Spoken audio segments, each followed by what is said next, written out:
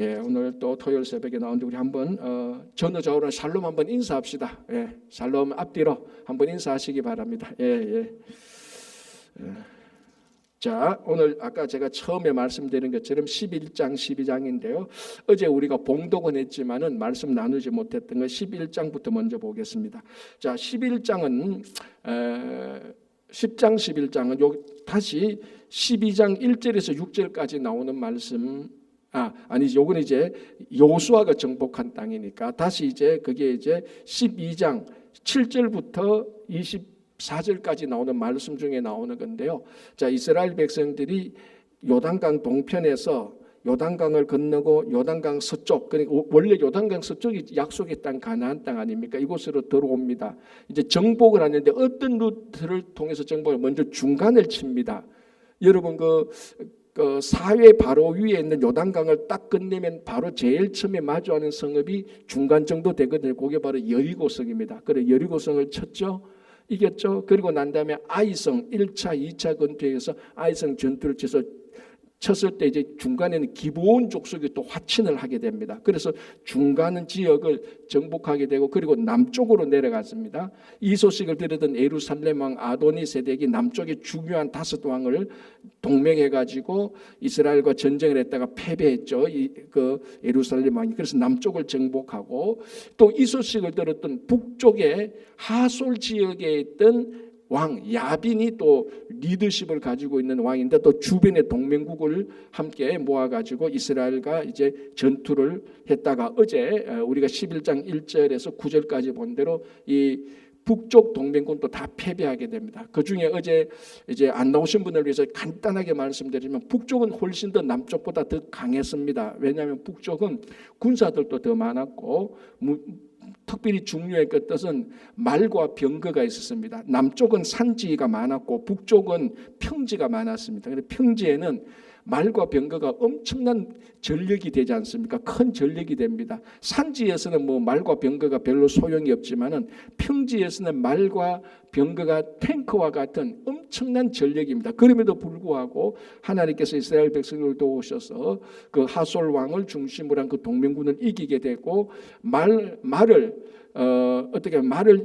힘줄을 자르게 하고 병거는 불살라 태워버려 그랬습니다. 이게 중요한 사실이라 그랬습니다. 왜냐하면 이겼으면 말과 병거를 이스라엘 백성들이 자기들이 사용하는 자기들의 군사용으로 사용하면 되는데 그렇게 못하도록 했습니다. 왜 그랬죠?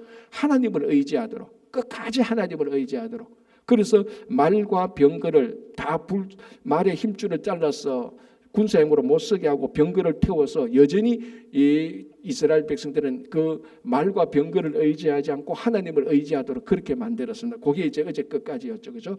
자, 오늘 10절 보겠습니다. 한 번 더 이제 북쪽 동맹군을 무찌른 내용을 다시 더 반복하는데 10절 하솔은, 자 이거는 북쪽의 왕 이름이죠. 하솔은 본래 그 모든 나라의 머리였더니 그때 여호수아가 돌아와서 하솔을 취하고 그 왕을 칼날로 쳐 죽이고, 그러니까 그 왕을 죽였습니다. 하솔이 그 북쪽 동맹의 리더였으니까 쳐 죽이고. 자 13절 보겠습니다. 여호수아가 하솔만 불살랐고 산 위에 세운 성읍들은 이스라엘이 불살라지 아니하였으며 14절 이 성읍들의 모든 재물과 가축은 이스라엘 자손들이 탈취하고 모든 사람은 칼날로 쳐서 호흡이 있는 자는 하나도 남기지 아니하였으니.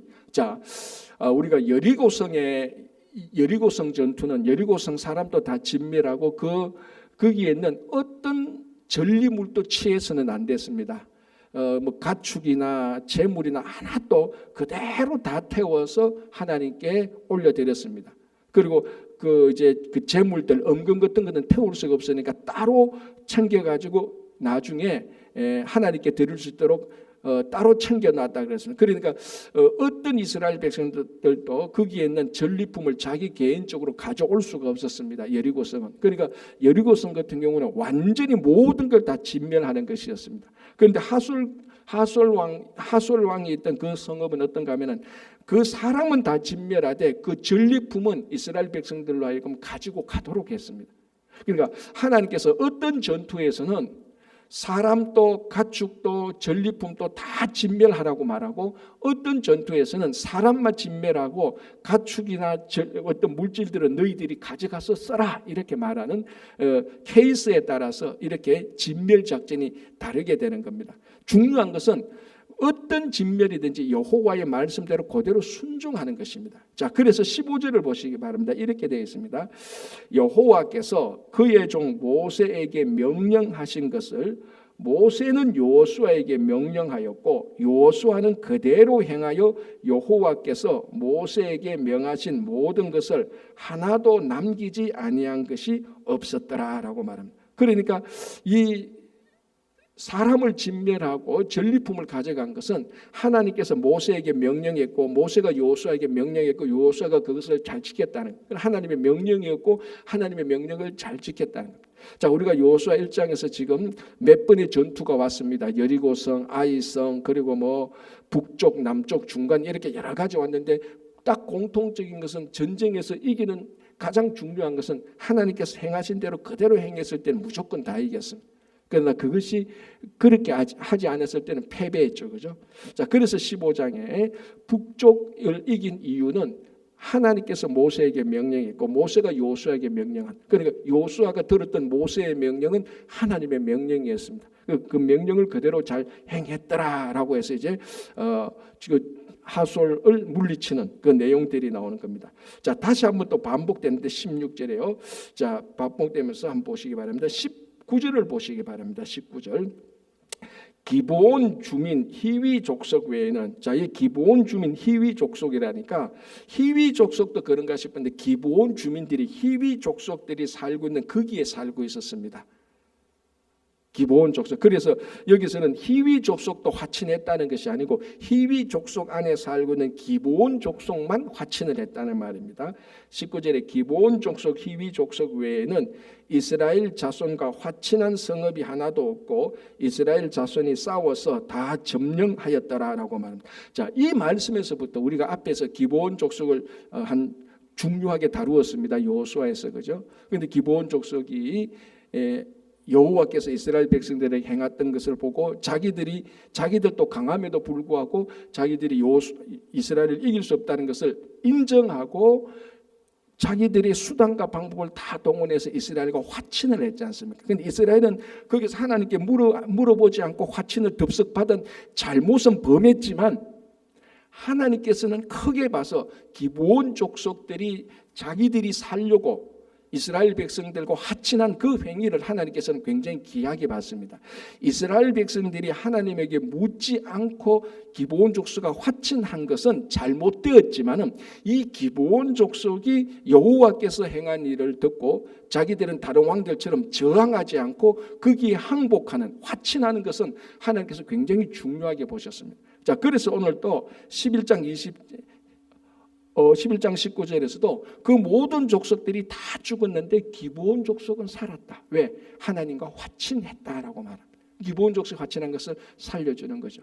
그래서 지금까지 공통이 뭔가 하면은 전부 다 이스라엘 백성을 통해서 여호와께서 행한 일들을 막 계속해서 들었지 않습니까? 그죠? 계속해서 뭐 아모리 사람들도 듣고 북쪽 사람도 듣고 남쪽 사람도 듣고 뭐 다 들었지만은 라합과 기브온 족속 외에는 전부 다 항전했습니다.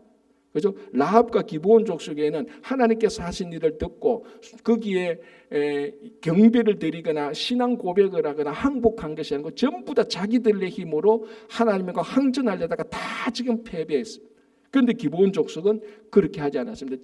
여호와께서 이스라엘 백성들을 통해서 하는 저 사역, 저 일이야말로 진짜 능력이라는 것을 알아챘기 때문입니다. 그죠?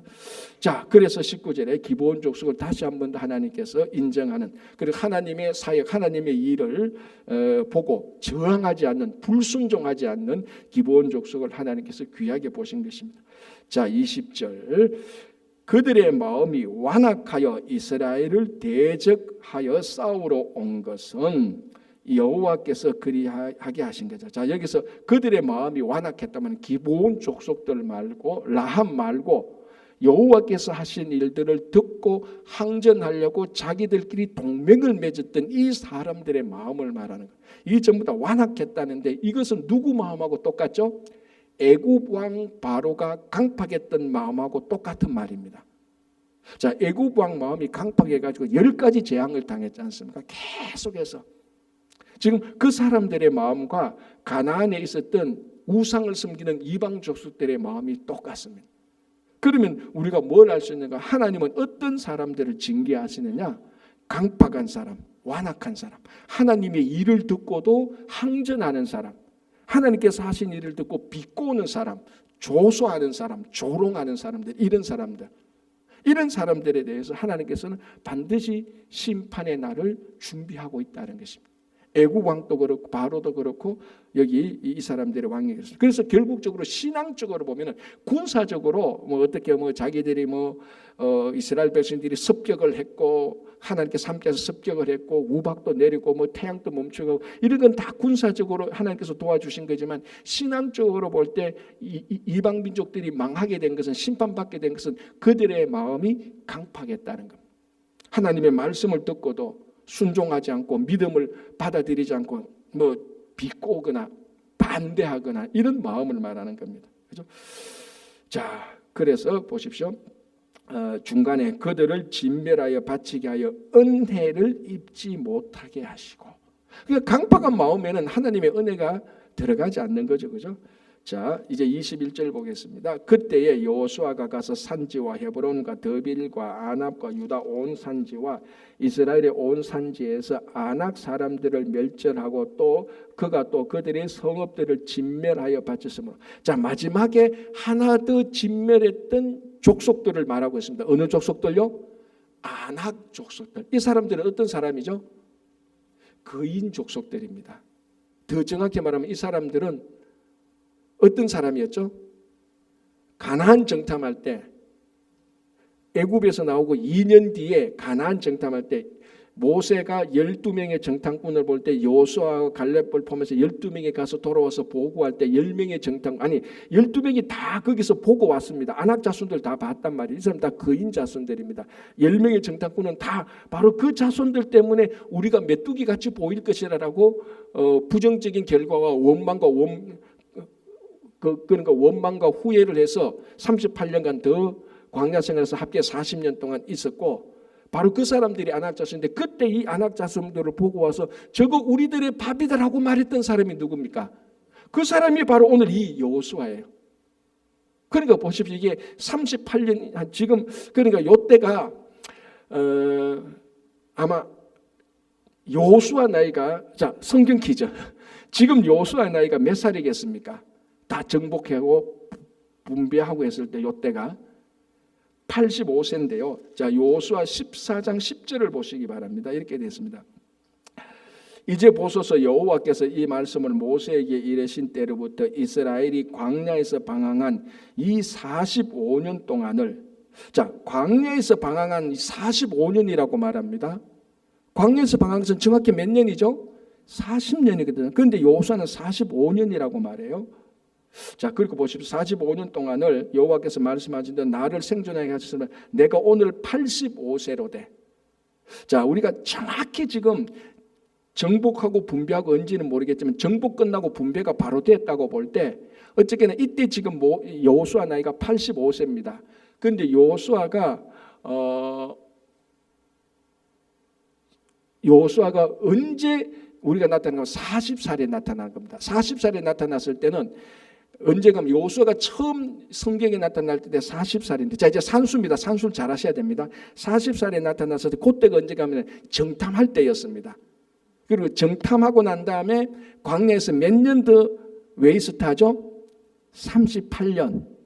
그래서 40살에서 플러스 38년 하면, 그러니까 정확히 여호수아가 요단강을 건널 때 나이가 몇 살이었죠? 78살. 맞죠? 78살이에요. 왜냐하면 출애굽한 지 2년 때 여호수아 나이가 40살이니까 그때 정탐을 하고 38년 더 있었으니까 78살 때 여호수아는 가나안에 들어와요. 그런데 지금이 85세입니다. 몇 년 흘렀죠? 7년이 흘렀죠. 그럼 7년 동안 이거 뭐 한 겁니까? 7년 동안 가나안 땅을 정복한 거예요. 계속 우리는 지금 이래 읽으니까 뭐 며칠 사이에 다 한 것처럼 그런 여호수아, 여리고, 아이성, 화친하고 남쪽 정복하고 북쪽 정복, 이게 다 7년에 걸쳐서 지금 이루어진 겁니다. 정복하고 분배하고 했던 것들이, 그죠? 자, 다시 오늘 이 본문에 돌아와서 그러면은 여호수아가 지금으로부터 약 몇 년 전에 38 플러스 7, 45년 전에 뭡니까? 이 아낙 자손들을 보고 뭐라고 불렀습니까? 이네들은 우리들의 밥이다라고 했던 거죠. 그러면은 여호수아는 45년 만에 밥을 먹는 거예요, 지금. 그런 셈이 되는 거죠. 그러니까 여러분 보시면 이게 여호수아와 갈렙이 거기 가서 그 아낙 자손들을 보고 저거 우리들의 밥이다라고 말했던 근거는 뭡니까? 하나님의 약속이었습니다.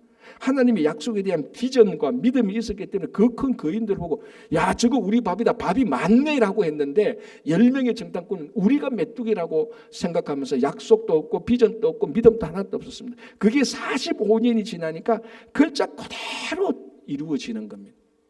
그러니까 여러분 우리가 구약 성경을 볼 때 한 구절 한 구절 보는 것도 참 중요하지만 또 어떻게 봐야 되는 거 전체적으로 봐야 되는 게 굉장히 중요합니다. 그래서 하나님께서 했던 약속이 1년 뒤에 이루어지지 않지만은 나중에 400년 뒤에 이루어지고 30년 뒤에 이루어지고 50년 뒤에 이루어지고 우리 성도의 우리가 가지는 비전과 믿음은 이 정도 차원에서 볼 줄 알아야 되는 겁니다. 그래야 우리가 뭐 다음 세대라고 말할 수 있고 이 내가 기도했던 것이 5년 뒤에 10년 뒤에 30년 뒤에 이루어진다 이런 큰 하나님의 약속의 시간대를 우리가 듣고 보고 믿을 때 우리의 기도가 끊어지지 않고 순종이 끊어지지 않습니다. 우리들은 참 조급하지 않습니까? 너무 조급해서 한두 번 기도하고 뭐 안 되면 이거 안 되는 갑다 쉽게 포기하는 경향이 많습니다. 그래서 하나님께서 우리 기도를 듣고 이루시는 것은 우리 생각하고 우리 시간대하고 너무나 말이 다릅니다. 그래서 제가 종종 말하지 않습니까? 우리 신앙생활에서 하나님의 시간대만 믿고 이해한다면 지금 우리가 기도하고 우리가 믿고 있는 바에 80-90%는 자동적으로 다 해결돼요. 우리가 기도하고 왜 이렇게 안 돼? 우리 신앙생활에 왜 이렇게 일이 안 돼? 라고 말하는 것은 그 본질은 뭡니까? 전부 다 하나님의 시간대에서 생각 안 하고 내 시간대에서 말하거든요. 내 시간대에서 말하니까 하나도 안 이루어지고 있는 것처럼 보이는데 지금 그 모든 것들이 이루어지고 있는 과정 중에 있다는 거예요. 오늘도 보니까 결국 마지막에 꼭 그래서 여호수아에서 꼭 언급을 하죠. 아낙 자손도 다 진멸했다.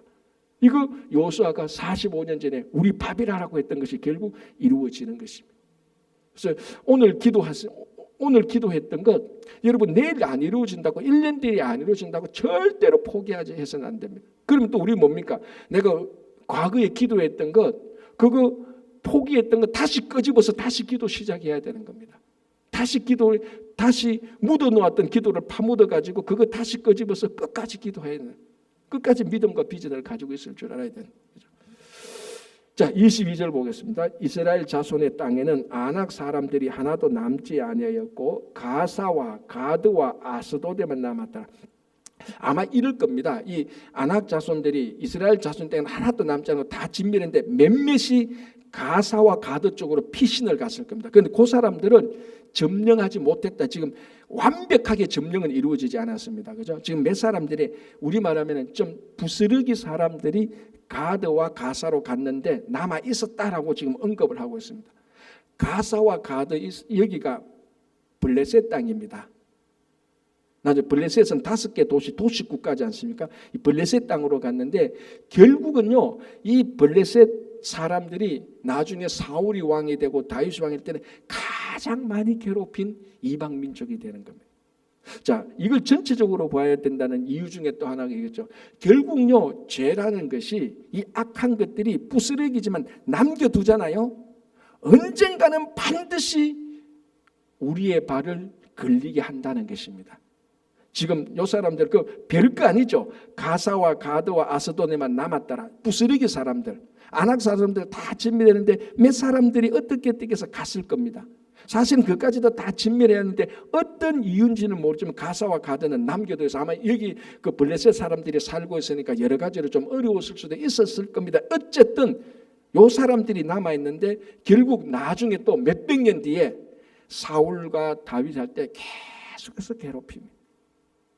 남겨놓은 것, 없는 것 같아도 다 악한 것들이 사는, 그러니까 진멸해야 되는데 이 부분이 모자랐다는 것을 우리가 알 수 있습니다. 그래서 우리 속에 있던 어떤 죄악된 것은 다 진멸해야 되는 겁니다. 그렇죠? 자, 이렇게 해서 이제 어떻게 되는가 하면은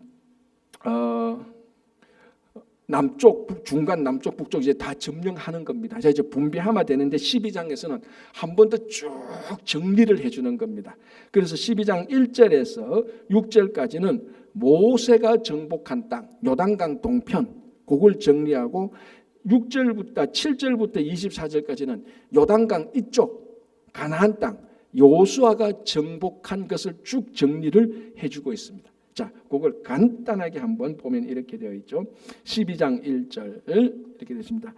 이스라엘 자손이 요단 저편, 그러니까 지금 요단 이 편에서 보니까 요단 저편이죠. 요단 저편 해돋는 쪽 곧 아르논 골짜기에서 이제 쭉 이제 뭐 그 지형을 쭉 얘기하고 있습니다. 이렇게 말하면서 2절 시혼은 헤스본에 거주하던 아모리 족속의 왕이요. 이건 우리가 이미 봤습니다. 그죠? 앞에서 봤고, 그리고 4절 옥은 러바의 남은 족속으로서 아스다롯과 에드레이에 거주하는 바산왕 옥이라. 그래서 이미 요단강 어디입니까? 요단강 동쪽에서 모세가 아직 이스라엘 백성들을 인도할 때에 요단강 동쪽에서 아모리 왕 시온과 바산왕 옥을 물리친 것을 정리하고 있는데, 이 요단강 동쪽에서 가장 강했던 왕이 바로 아모리 왕 시온과 바산왕 옥이었습니다.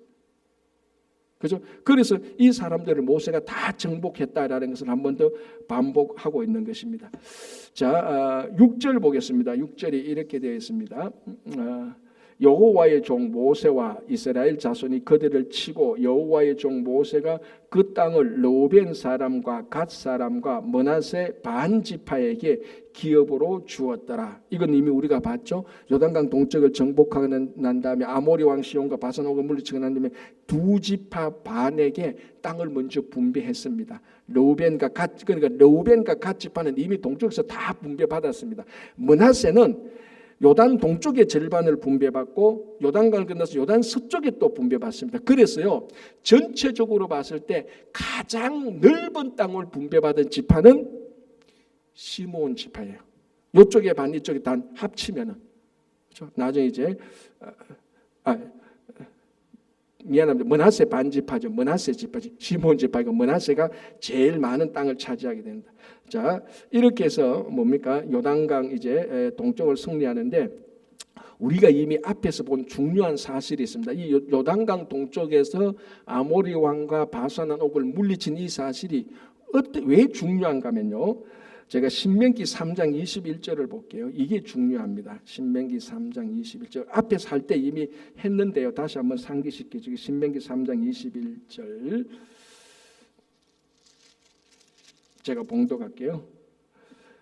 그때에 내가 여호수아에게 명령하여 이르기를 너희의 하나님 여호와께서 이 두 왕에게 행하신, 이 두 왕은 누구죠? 아모리 왕과 바산한 옥이죠. 요단강 동쪽에 있습니다. 그죠? 요단강 동쪽에는 이 두 왕에게 행하신 모든 일을 너희의 눈으로 보았거니와 너가 가는 모든 나라에도 여호와께서 이같이 행사하시리니 너희는 그들을 두려워하지 말고 너희 하나님 여호와께서 친히 너희를 위해서 싸우시려 하셨느라. 이게 무슨 말이죠?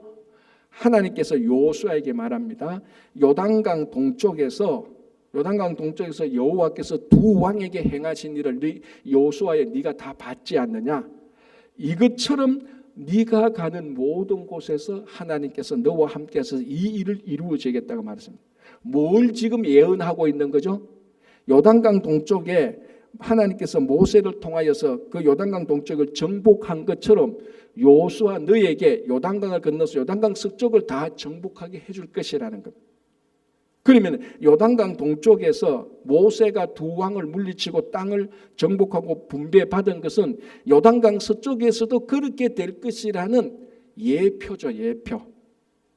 그러니까 여호수아에게 아까 너희들은 너는 두려워하지 말라. 왜?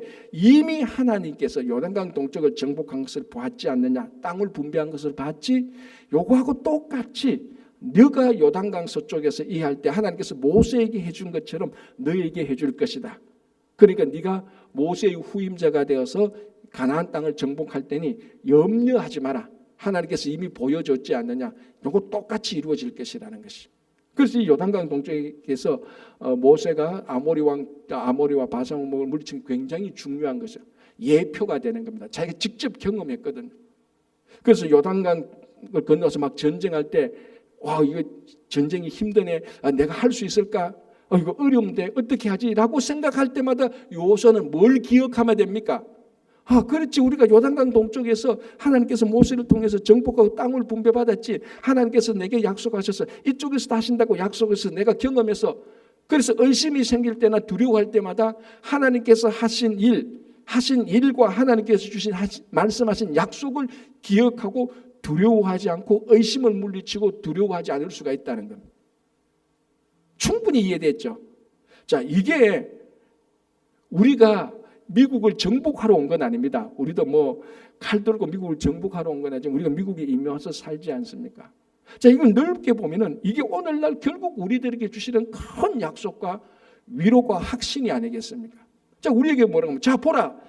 이미 3,000년 훨씬 이전에 하나님께서 저 애굽에 있는 백성들을 이끌어내서 광야를 거쳐서 요단강 동편의 모세를 통해서 다 정복했고, 요거하고 똑같이 하나님께서 요수를 통해서 요단강 서쪽도 다 정복했다.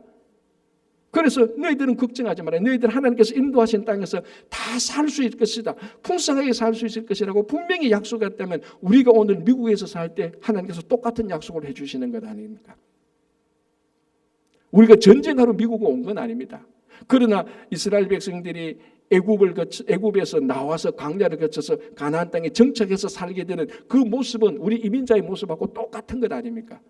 그래서 우리가 이 땅에서 살 수 있을까 걱정이 되는데, 신분이 이렇고 재정적으로 있고 우리 자녀들이 이렇고 여러 가지 많은 문제들이 생길 때는, 그때마다 우리는 다시 이 모세가 했던 일, 하나님께서 모세를 통해서 했던 일, 여호수아를 통해서 했던 일을 우리는 기억하고, 그것이 모세와 여호수아만 했던 일에서 그치는 것이 아니고 여전히 우리에게도 올 것이라는 것입니다. 그래서 우리가 성경을 믿고 이 약속이 우리의 약속이 되고 이 비전이 우리의 비전이 되는 겁니다.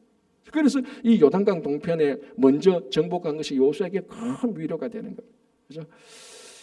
자, 이제 마저 보겠습니다. 이제 7절 보겠습니다. 7절은 이제 여호수아가 정복한 건데, 뭐 그 새벽기도 나오신 분들 아니면 또 동영상으로 보신 분들은 이게 12장 7절에서 보면은 익숙한 이름이 나옵니다. 그죠? 이게 방금 봤는데 그 이름이 쭉 나오는 거죠. 자, 한번 보겠습니다. 12장 7절, 여호수아와 이스라엘 자손이 요단 이편, 그러니까 아까 모세가 정복한 것은 요단 저편이고 여호수아가 정복한 요단 이편, 곧 서쪽 레바논 골짜기의 바알가스에서부터 쭉 나옵니다. 뭐 지리가 나오는데 그거는 좀 넘어가고요. 자, 이제부터 9절 보겠습니다. 이제부터 여호수아가 요단 이편 가나안에서 정복한 왕의 이름을 만든. 자, 이 왕은 오늘날 한 국가의 왕은 아닙니다. 그 마을 정도의, 아마 우리말로 하면은 호족 세력의 우두머리 정도로 봅니다. 뭐 왕이라고 말하니까 뭐 장관이 있고 뭐 시스템이 교육 시스템이 이런 왕은 아닙니다. 그 지역의 우두머리 정도 되는데 몇 명의 왕이죠? 31명. 마지막에 되어 있지 않습니까? 24절에 하나님 뒤에서 오는 모두 31왕이었다. 그 31명의 왕의 리스트를 쭉 기록합니다. 여호수아가 다 정복한 거죠. 몇 년에 걸쳐서? 7년. 아까 얘기했죠. 자, 한번 보겠습니다. 9절. 하나는 여리고 왕이요. 맞죠? 제일 먼저 들어서 여리고 왕을 물리쳤지 않습니까? 하나는 그 다음에 뭐죠? 여리고 왕 다음에 어디서 이겼죠? 아이성 전투했지 않습니까? 자, 9절에 하나는 여리고 왕이요. 하나는 벳엘 곁에 아이 왕이요. 이건 이미 어떻게 전투에서 어떻게 이기고 어떻게 졌는가를 앞에서 다 봤습니다. 그 이제 쭉 정리하죠. 자, 그리고 10절에 하나는 예루살렘 왕이요. 이 예루살렘 왕 이름이 뭐였죠? 아도니세덱. 남쪽에 예루살렘 아도니세덱이 다섯 왕을 동맹해서 여호수아가 여호수아 전쟁했던 바로 그 사건이죠. 하나는 예루살렘 왕이요, 하나는 헤브론 왕이요. 이거는 전부 다 그 동맹했던 왕들 말하죠. 자, 보십시오. 이제 익숙한 이름이 나옵니다. 하나는 에글론 왕이요. 11절 하나는 라기스 왕이요, 하나는 에글론 왕이요, 하나는 게셀 왕이요, 하나는 드빌 왕이요, 하나는 게델 왕이요, 하나는 호르마 왕이요. 쭉 15절 하나는 림나 왕이요, 16절 하나는 막게다 왕이요. 자, 이거 제가 어젠가요 지도 보면서 남쪽을 정복하는 거 쭉쭉 봤지 않습니까? 그 명칭들이 지금 그대로 다 나오는 거예요. 자, 이렇게 해서 남쪽을 정복하죠. 그리고 19절 보시기 바랍니다. 하나는 마돈 왕이요, 하나는 하솔 왕이요. 하솔이 바로 아까 앞에서 봤던 그 하솔이에요. 이 북쪽의 왕이란 말이죠. 북쪽의 왕을 정복한 것을 말합니다. 20절 하나는 시므론 왕이, 모론 왕이요, 하나는 악삽 왕이요, 하나는 다른 왕이 있어. 우리가 아는 이름도 있고 모르는 이름도 있습니다. 어쨌든 쭉 정리하니까 뭡니까? 31명의 왕이 됩니다. 이것을 다 리스트업한 거예요. 다 리스트해가지고 여호수아가 7년에 걸쳐서 요단 이편 이 땅을 다 정복한 왕이다라고 이름을 쭉 말하고 있습니다. 자, 우리가 이제 이것을 보면서 우리가 어떻게 신앙적으로 우리가 묵상할 수 있냐, 적용할 수 있냐에 따라서는 각자마다 다르지만, 그렇다고 해서 미국 와서 칼 들고 31명 찾아서 나도 죽여야 돼, 그런 말은 아니죠, 그죠? 그러나 중요한 것은 여호수아가 이 땅에서 이 사람들을 정복했다는 겁니다. 자, 우리도 31명은 정복해야 됩니다. 무슨 말인지 알겠죠? 우리는 칼로 정복하는 게 아니고 복음으로 정복해야 되는 겁니다. 굳이 오늘 우리가 이 본문을 말하면서 여러분들이 나중에 인생 다 마치고 내가 복음으로 정복한 왕, 내가 복음을 전해줘서 그 사람들이 예수 믿고 구원받은 사람이 31명의 리스트업을 쭉 한번 해볼 필요는 있지 않습니까? 그죠? 그런데 나중에 우리가 복음을 전개했는데, 자, 당신이 복음으로 정복했던 사람들의 이름을 적어봤는데 백지 낸다면은 참 수치스러운 겁니다. 그죠? 나는 구원받았지만 하나도 이름이 없다는 것은 참 수치스러운 겁니다. 그래서 우리가 평생 남을 동안에 그 리스트업에 괜찮으면 여러분 1분부터 31분까지 만들어 오늘 벽에 가서 벽에 딱 붙여놓고 싶습니다. 벽에 붙여놓고 앞으로 내가 이제 31분까지 다 채워보겠다. 그것도 우리 이 본문을 보면서 새롭게 우리가 적용할 수 있는 방법이죠. 나는 31명까지는 안 돼. 10분의 1만 하겠다. 3.1명만 하겠다. 한 영혼이 천하보다 귀하니까 그것도 괜찮은 거죠. 그래서 우리가 이 말씀을 보면서 우리가 복음으로 정복할 31명의 리스트업은 할 수 있는가? 아니, 우리도 한번 해보자라는 거. 그죠? 그래서 마침 이 본문을 보니까 우리가 친구 초청 잔치할 때도 또 데리고 와서 또 우리가 와서 같이 예배 드리고 하는 그런 삶의 의미도 우리가 바로 우리가 먼저 이 약속의 땅에 와서 이 약속의 땅에서 다른 사람에게 하나님의 약속을 증거하는 그런 귀한 성도들이 되기를 바랍니다. 우리 기도하겠습니다. 자, 오늘 이 말씀을 생각하면서 우리 오늘 토요일이니까 통성으로 같이 기도하는데요. 우리 친구 초청잔치, 그리고 추수감사절, 그리고 내년에 있을 말씀 나눔반을 위해서 하고, 그리고 주변에 또 몸이 연약하신 분들, 우리 가정을 위해서, 일터를 위해서 기도하고, 우리 자녀들을 위해서, 교회를 위해서 우리 같이 한번 2-3분간 통성으로 주여 한번 크게 부르고 같이 기도하고 제가 마무리 기도하겠습니다. 주여, 아버지 하나님, 주님 감사합니다. 오늘 여호수아 11장 12장을 보면서 아버지 모세와 여호수아가 아버지 하나님의 약속을 믿고 가나안 약속의 땅에 가서 그 땅을 정복하면서 그 땅에서 하나님의 약속이 이루어지는 것을 저희들이 보게 됩니다. 하나님, 특별히 여호수아가 아버지 하나님 가나안 땅을 정복 31명의 그 정복한 왕의 이름들을 보면서 우리가 정말 복음으로 정복한 사람들은 몇 명인지, 우리는 몇 명의 이름을 적을 수 있는지 우리 자신을 한번 되돌아볼 수 있도록 인도하여 주시옵소서. 주님, 특별히 이제 23일에 추수감사주일을 맞이하게 됩니다. 올 한 해 동안에 우리가 얼마나 많은 감사를 드릴 수 있는지 한번 정리해보고 하나님께서 인도하신 풍성한 삶을 살게 된 것을 저희들을 감사합니다. 하나님 아버지, 또 추수감사주일을 맞아서 친구 초청잔치를 하게 됩니다. 아버지, 한 명의 이름이라도 저희들이 올려서 한 명이라도 증거하고 한 명이라도 복음을 증거해서 아버지 그 사람들이 예수 그리스도를 믿어서 구원을 얻을 수 있도록 주님께서 역사해 주시기를 원합니다. 먼저 이를 위해서 우리가 기도할 수 있도록 도와주시옵소서. 도와주시옵소서. 우리의 기도에 능력을 더해주시고 우리의 기도에 기쁨을 더해주시고 우리의 기도에 하늘 문을 여시고 응답해 주시기를 간절히 바라옵고 원하옵나이다. 아버지, 추수감사주일에 많은 영혼들이 함께 우리 열매를 거두는 그런 귀한 추수감사주일이 될 수 있도록 주님 도와주시옵소서. 또한 기도합니다. 아버지 하나님, 저희들이 이제 세상 중심이 아니라 말씀 나눔으로 다시 한번 아버지 성장하고 성숙하려고 합니다. 아버지 하나님, 저희들이 아버지 세상 일들로 교제하는 것을 잠시 멈추고 말씀으로 교제하는 일로 나아갈 수 있도록, 더 성장하고 성숙한 방향으로 나아갈 수 있도록 주여 도와주시기를 간절히 원합니다. 주여, 우리가 기도하는 일을 포기하지 않도록 도와주시고 포기한 기도를 다시 끄집어내서 끝까지 믿음으로 기도할 수 있도록 주여 도와주시옵소서. 여호와 하나님, 함께해 주시기를 간절히 원합니다. 우리 자녀들을 살펴주시고 가정을 돌봐주시고 특별히 아버지 하나님 일터와 비즈니스를 함께해 주시고 여러 가지 경제 사정으로 어렵고 힘든 가정들이 있습니다. 일터들이 있습니다. 주님, 그들에게 함께 하시고 풍성한 삶이 이루어질 수 있도록 주님 역사해 주시기를 간절히 원하옵나니 우리 아버지 하나님 은혜와 자비를 베풀어 주시기를 간절히 원합니다. 건강을 지켜주시옵소서. 주님, 연약한 육신을 가지고 있습니다. 주님께서 주신 건강으로 주님 일을 감당할 수 있도록 주시고 손과 발에 힘을 다하여 주시고 우리의 호흡이 아버지 힘들지 않도록 도와주시기를 원합니다. 우리의 심령을 강하게 하시고 위로하시고 격려하시고 하나님 함께하여 주시기를 원합니다. 주여, 우리가 끝까지 기도의 자리를 지키고 나가고 말씀의 자리를 지키고 나갈 수 있도록 도와주시옵소서. 세상은 번화하고 화려하지만 거기에 유혹되지 않고 아버지 하나님 거기로 부러워하지 않고 두려워하지 않고 주님의 말씀을 사랑하고 기도를 사랑하는 우리 교회와 성도들이 다 될 수 있도록 주님 도와주시기를 간절히 바라고 오늘도 함께해 주시옵소서. 하나님 아버지, 감사합니다. 오늘 말씀을 주셔서 여호수아 12장까지 저희들 함께 말씀을 나누었습니다. 하나님의 약속이 하나하나씩 성취되는 것을 봅니다.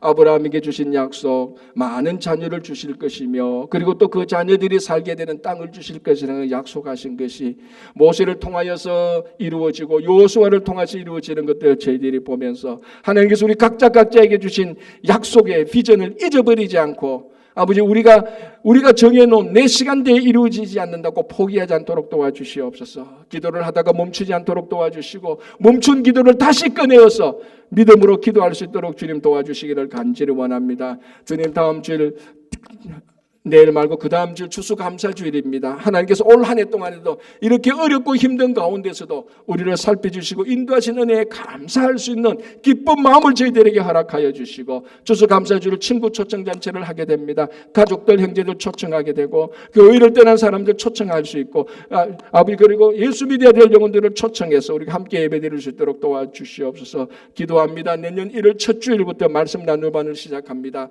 세상의 교제에서 말씀의 교제로 나아갈 수 있도록 주님 도와주시고 한 말씀 나누고 말씀으로 교제하는 기쁨과 즐거움을 누리고 성장하고 성숙하게 하여 주시옵소서.